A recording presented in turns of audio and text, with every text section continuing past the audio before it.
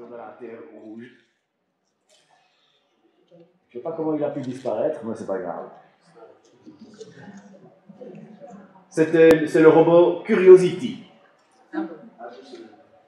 Et énormément de gens étaient impliqués dans sa conception. Et je me souviens, quand ils étaient en train de le préparer, en train de le construire, ils ont utilisé, dans le magazine de la société où je travaillais à l'époque, je ne vais pas donner le nom, parce que je ne vais pas faire de publicité, mais je travaillais pour une société, le voilà.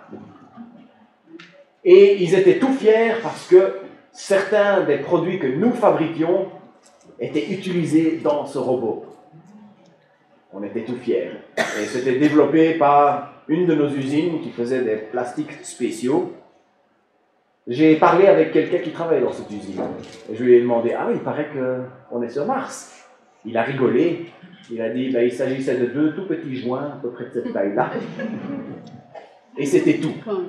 Mais quand même, on est allé sur Mars. En fait, il y a quelque chose de très satisfaisant de savoir qu'on fait partie de quelque chose de grandiose. Je le fais un peu à la rigolade aussi. Je dis oui, j'ai travaillé pour la société qui a fabriqué des trucs qui se baladent là où aucun homme n'a jamais mis les pieds, à 225 millions de kilomètres ici, sur une autre planète. Il y a quelque chose de satisfaisant à savoir qu'on fait partie de quelque chose de grandiose, un projet comme celui-là. Et dans le passage que nous allons visiter ce matin, nous allons voir quelque chose de grandiose duquel nous pouvons faire partie, duquel nous faisons partie. Le sanctuaire de Dieu. Alors je vous propose, nous allons lire dans 1 Corinthiens. Je vais vous tourner vers 1 Corinthiens, le chapitre 3, à partir du verset 5 à 17. Qu'est-ce donc qu'Apollos? Qu'est-ce donc que Paul? Des serviteurs par l'entremise desquels vous êtes venus à la foi, selon ce que le Seigneur a accordé à chacun. Moi j'ai planté, Apollos a arrosé, mais c'est Dieu qui fait croître. Ainsi, ce n'est pas celui qui plante qui importe, ni celui qui arrose, mais Dieu qui fait croître. Celui qui plante et celui qui arrose ne sont qu'un, mais chacun recevra son propre salaire selon son propre travail. Car nous sommes des collaborateurs de Dieu. Vous êtes le champ de Dieu, la construction de Dieu. Selon la grâce que Dieu m'a été accordée, comme un sage maître d'œuvre, j'ai posé les fondations, et quelqu'un d'autre a construit dessus. Mais que chacun prenne garde à la façon dont il construit. Personne, en effet, ne peut poser d'autres fondations que celle qui est en place, à savoir Jésus-Christ. Que l'on construit sur ces fondations avec de l'or, de l'argent, des pierres précieuses, du bois, du foin ou du chaume, l'œuvre de chacun deviendra manifeste, car le jour la mettra en évidence. En effet, c'est dans le feu qu'il se révélera. Et l'épreuve du feu montrera ce que vaut l'œuvre de chacun. Si l'œuvre de quelqu'un que quelqu'un a construite demeure, il recevra un salaire. Si l'œuvre de quelqu'un est brûlée, il en subira la perte. Lui, certes, il sera sauvé, mais comme au travers du feu. Ne savez-vous pas que vous êtes le sanctuaire de Dieu et que l'Esprit de Dieu habite en vous? Si quelqu'un détruit le sanctuaire de Dieu, Dieu le détruira, car le sanctuaire de Dieu est saint. C'est là que vous êtes.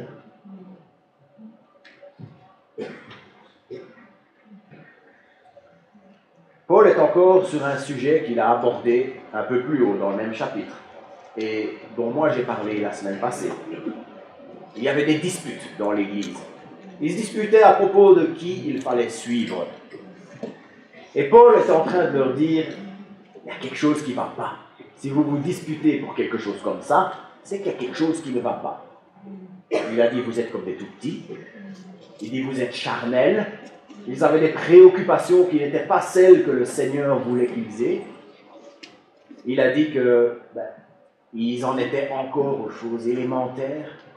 qu'ils n'étaient pas prêts à apprendre les choses plus complexes, plus importantes, très importantes de la parole. Ces divisions étaient le signe qu'ils n'avaient pas les préoccupations qu'ils devaient avoir, celles de Dieu.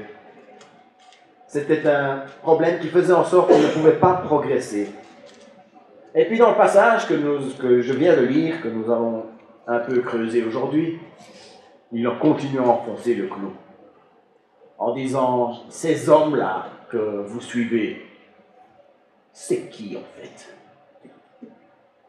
Si moi j'allais chercher les meilleurs croissants de Liège, quelqu'un dit dans quelle boulangerie c'est? Non? Personne n'ose? Délit traiteur à Guillemard. Voilà, délit traiteur. Voilà.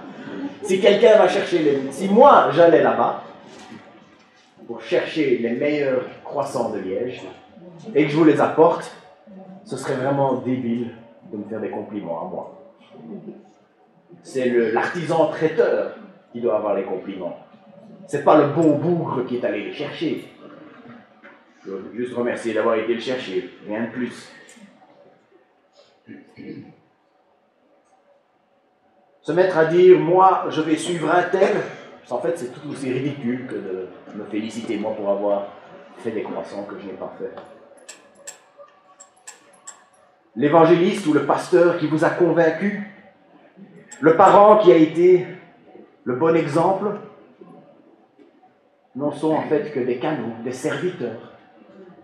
En fait, même l'apôtre Paul, même les premiers évangélistes, les apôtres qui étaient témoins oculaires de ce que Jésus a fait et de sa résurrection, et qui, eux, ont mis par écrit la parole de Dieu, même eux, ne sont que des serviteurs, que des canaux pour la parole. Une fois, un responsable d'une campagne d'évangélisation m'a dit « Prie pour que tu sois le micro de Dieu. » C'est Dieu qui parle, c'est juste qu'il passe par toi. Prie pour cela.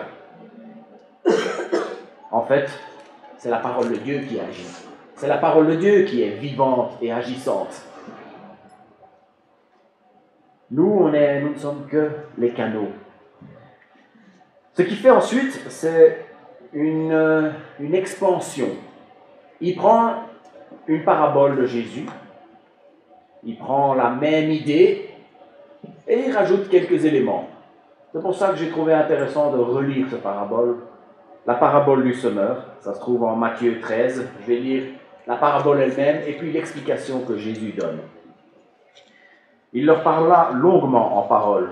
Il disait, le semeur sortit pour semer. Comme il semait, des grains tombèrent le long du chemin. Les oiseaux vinrent et les mangèrent. D'autres tombèrent dans les endroits pierreux, où il n'avait pas beaucoup de terre.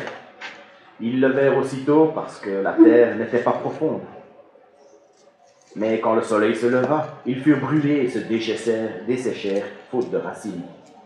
D'autres tombèrent parmi les épines. Les épines montèrent et les étouffèrent. D'autres tombèrent dans la bonne terre. Ils finirent par donner du fruit, l'un 100, l'autre 60, l'autre 30. Que celui qui a des oreilles entende. Et puis un peu plus tard, Jésus leur dit ceci, « Vous donc, entendez la parabole du semeur.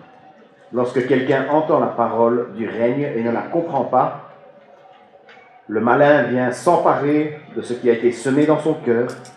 C'est celui qui a été ensemencé le long du chemin. Celui qui a été ensemé dans les endroits pierreux, c'est celui qui entend la parole et la reçoit aussitôt avec joie, mais il n'a pas de racine en lui-même. Il ne tient qu'un temps. Sitôt que survient la détresse ou la persécution à cause de la parole, c'est pour lui une cause de chute. Celui qui a été ensemencé parmi les épines, c'est celui qui entend la parole, mais les inquiétudes du monde et l'attrait trompeur des richesses étouffent la parole, et elle devient stérile. Celui qui a été ensemencé dans la bonne terre, c'est celui qui entend la parole et la comprend. Il porte du fruit et produit l'un 100, l'autre 60, l'autre 30.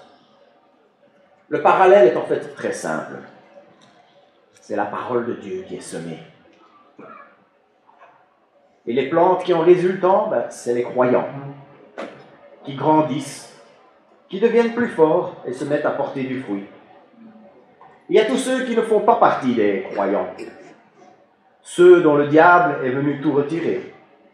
Il y a aussi ceux qui n'ont pas laissé cette parole réellement prendre racine, juste un petit peu, mais pas assez.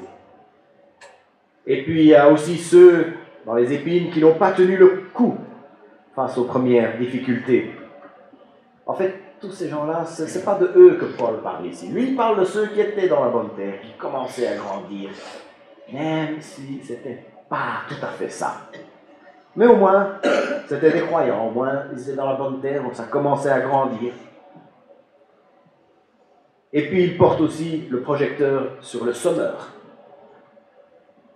Celui qui sème, qui jette tous ses grains dans la terre. La puissance agissante, c'est la semence, ce n'est pas le semeur. La parole, et puis le semeur, c'est juste celui qui le répand. Et puis Paul rajoute un petit élément de plus à cette parabole. Il y a celui qui sème, mais il y a aussi celui qui arrose.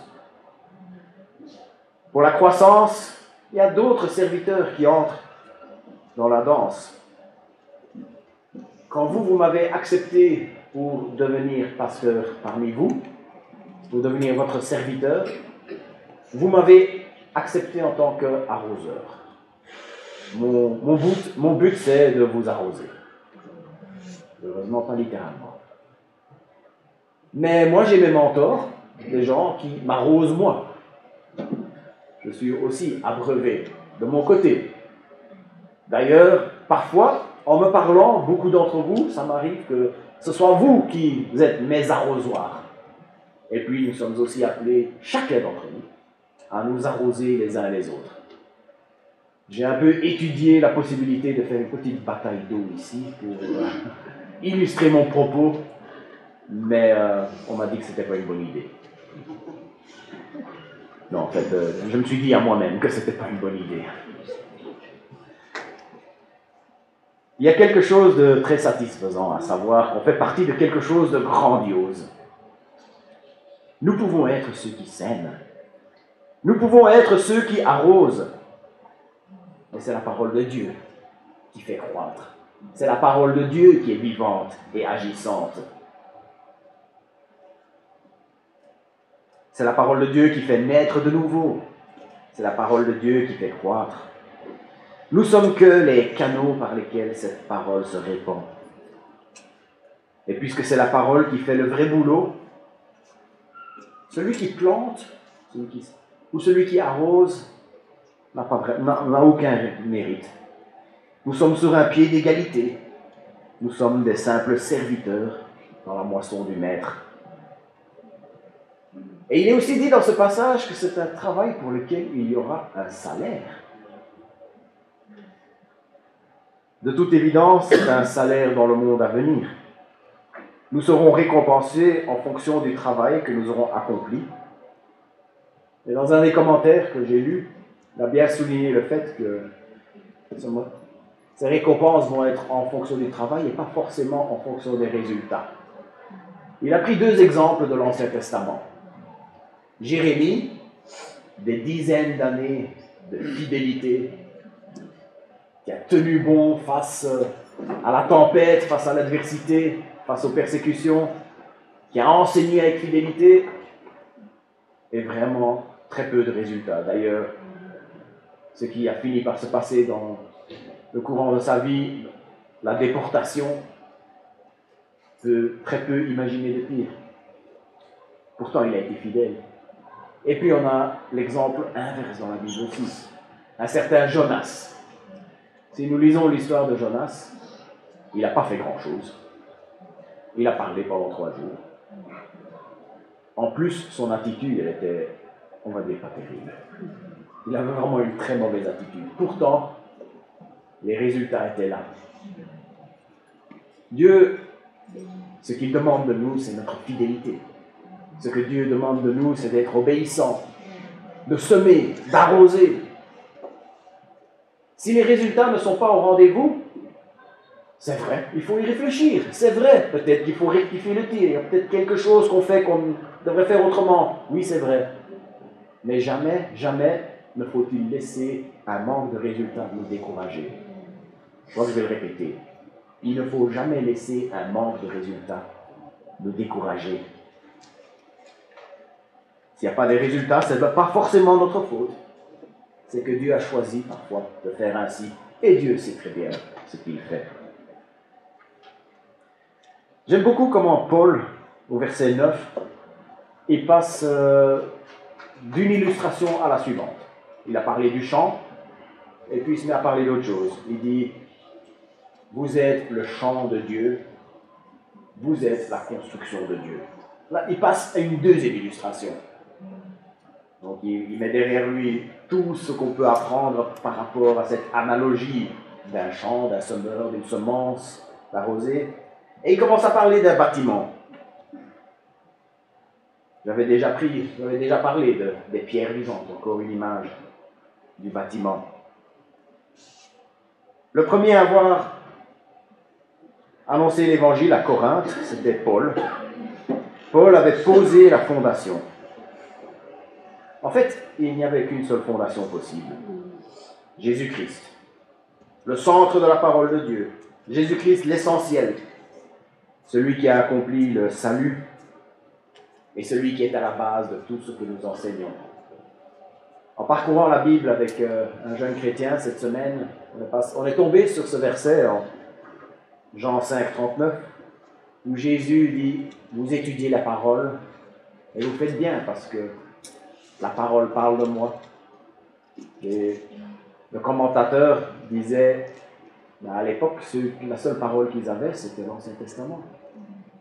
Tout l'Ancien Testament pointe vers Jésus. Je suis actuellement en train de lire un livre sur les proverbes. Et l'auteur est en train de chaque fois montrer comment on peut voir Christ, même dans les proverbes. En fait, toute la parole de Dieu pointe vers Christ. Et c'est pour ça que c'est lui, la fondation de ce que nous sommes, le bâtiment de Dieu.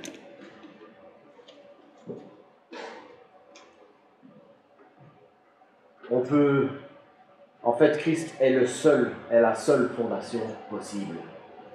Jésus-Christ est la seule fondation possible.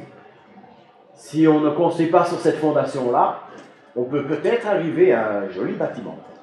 Un beau bâtiment, mais un beau bâtiment qui n'a pas la bonne fondation, c'est un bâtiment qui finira bien par tomber un jour. C'est un bâtiment où je n'ai pas envie de mettre les pieds. La fondation est posée.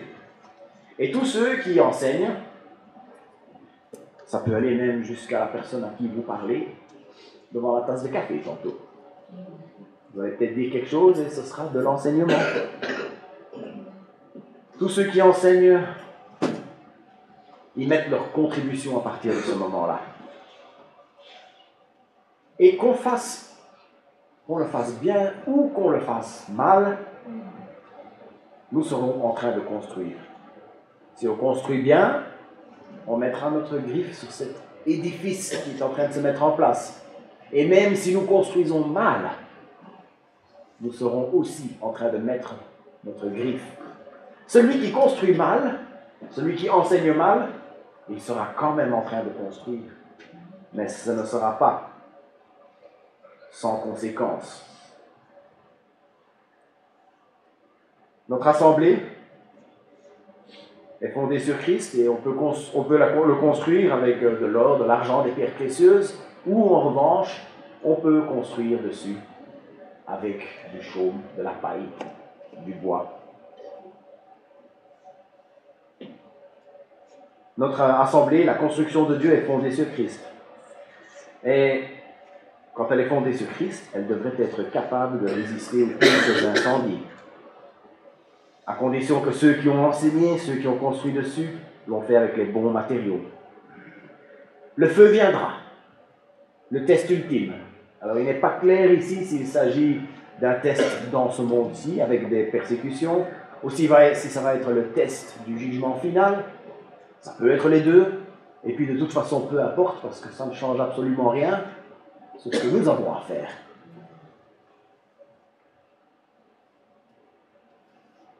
Le feu viendra. Et c'est à ce moment-là que On verra si ce que nous avons enseigné plaisait à Dieu ou pas. Ceux qui ont fait les choses comme il fallait, ils auront leur salaire. Je pense que ce salaire sera sous forme de récompense dans le monde à venir. Et pour ceux qui ont mal construit, ceux qui ont construit du bois, du chaume, de la paille, bien, pour eux, il y a cette image de l'homme qui sort de sa maison en flammes, en pyjama. Il lui reste que son pyjama. Tout le reste, tout ce pourquoi il a œuvré, sera parti en flammes. Il sera sauvé, mais comme au travers du feu. Et Paul conclut toute cette section en disant « Vous êtes le sanctuaire de Dieu ». Il y a quelque chose de très satisfaisant à faire partie de quelque chose de grandiose. Et j'espère que c'est satisfaisant pour vous de faire partie de cette chose grandiose qui est le sanctuaire de Dieu. C'est un sanctuaire, nous sommes le sanctuaire de Dieu. Un sanctuaire que Dieu veut protéger à tout prix. Et c'est bien mieux que dans les clichés qu'on a dans les films à propos de la mafia. Luigi, si quelqu'un te touche, c'est comme si on me touche moi, il le regrettera. C'est bien mieux que ça. Celui qui ose toucher au sanctuaire de Dieu, il le regrettera. Parce que Dieu protège son sanctuaire. Dieu nous protège. Et toute personne qui osera nous toucher, il y aura des conséquences que seul Dieu peut engendrer. Encore une fois, aucun mérite pour nous. Il n'y a qu'à lui que revienne toute la gloire. Pour conclure, je vais dire que le mot d'ordre pour aujourd'hui, c'est « faisons attention à ce que nous enseignons ».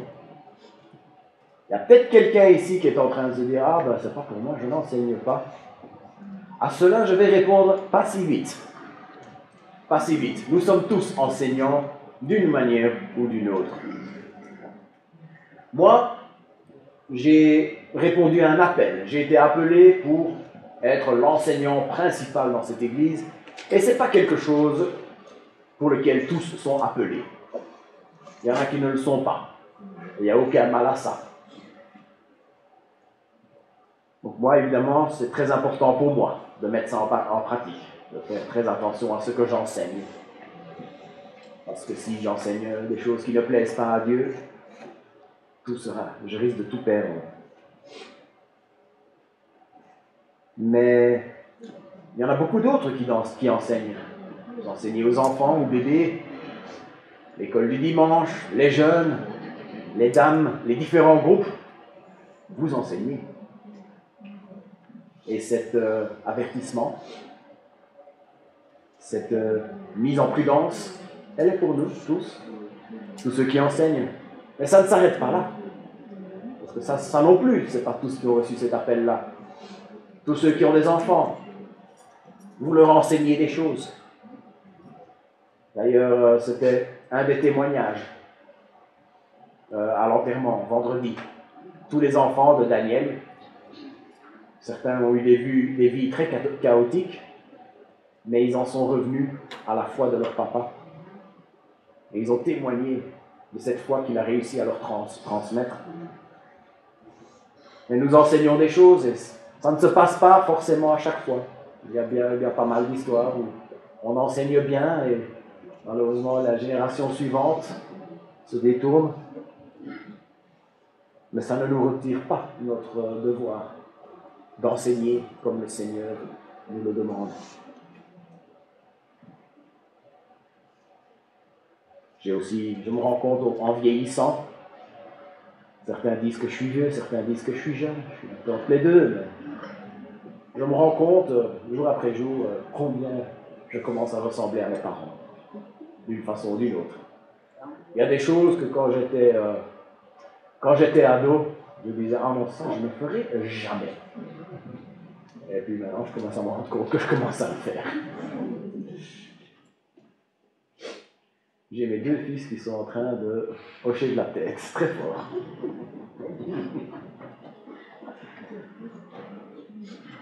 Si vous êtes parents, ce que vous enseignez à vos enfants, en parole et en acte, aura un énorme effet sur les personnes qu'ils seront demain. Mais ça ne s'arrête pas là. Les enseignants, c'est moi, c'est ceux qui enseignent les divers groupes dans cette église, c'est les parents. Mais c'est aussi chacun. J'avais pris l'exemple là tantôt. Si jamais vous croisez quelqu'un en ville et que vous avez une question qui vient et que vous donnez votre avis là-dessus, c'est quelque chose qui peut toucher le cœur. C'est quelque chose qui peut être intégré et se transformer, devenir des actes pour cette personne. C'est quelque chose qui peut avoir une influence sur sa vision du monde. En faisant ça, vous enseignez. Vous avez une responsabilité d'enseigner selon le cœur de Dieu. Et même les petites choses qui, a priori, semblent triviales, mais il ne faut pas négliger l'importance de ces choses. Si autour de la tasse de café, par exemple, vous avez une difficulté quelconque dans votre vie, mais vous dites « Dieu pourvoira », vous êtes en train d'enseigner. Et donc vous entrez dans ces responsabilités-là. Vous entrez dans ce besoin de pouvoir bâtir sur la construction de Dieu. Et veillons à bâtir avec de l'or, de l'argent, des pierres précieuses, des paroles conformes à ce que la parole de Dieu demande.